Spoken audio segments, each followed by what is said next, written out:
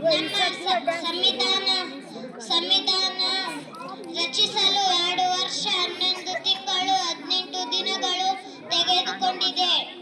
Jawahar Nehru, Sardar Vallabhbhai Patel, Maulana Abdul Kalam Azad, doctor Radhakrishnan, doctor Rajendra Prasad, doctor B R. Ambedkar ಇನ್ನು ಮುಂತಾದವರು ಸಂವಿಧಾನ ರಚನಾ ಸಭೆಯಲ್ಲಿ ಭಾಗವಹಿಸಿದ್ದರು. ನವೆಂಬರ್ 26, 1949ರಂದು ಸಂವಿಧಾನವನ್ನು ಅಂಗೀಕಾರಗೊಂಡಿತು. 1950 ಜನವರಿ 26ರಂದು ನಮ್ಮ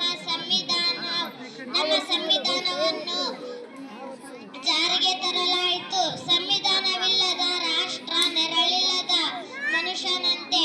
ಭಾರತ ಸಂವಿಧಾನವು ಉತ್ತಮವಾದುದು ಮತ್ತು ಕಾಲಕಾಲಕ್ಕೆ ಬದಲಾವಣೆಯಾಗುವಂತಹವು. ದೇಶದ ಉತ್ತರ